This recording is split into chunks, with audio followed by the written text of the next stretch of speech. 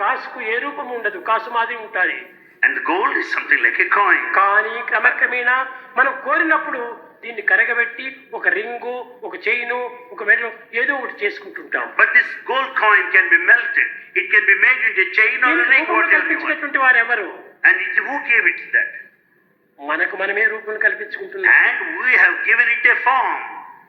కనుక దీనికి రూపమే లేదు.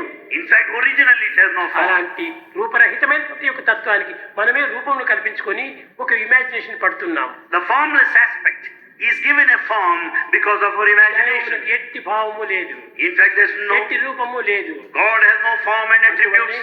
నిర్గుణం, నిరంజనం, సనాతనం, నికేతనం, నిత్య శుద్ధ బుద్ధ ముక్త Nirmala స్వరూపిణం. God is immortal, pure, unpolluted, formless, attributeless. కానీ నీ తృప్తి నిమిత్తమై ఒక ఆకారం కావాలి. For your own satisfaction, you need a form. అది ఏ అవతారం వచ్చి ఆ విధంగా బోధిస్తూ వస్తుంటాయి. And here you find the role of incarnation that has come down in human form. తానే రక్షించేది తానే, శిక్షించేది తానే.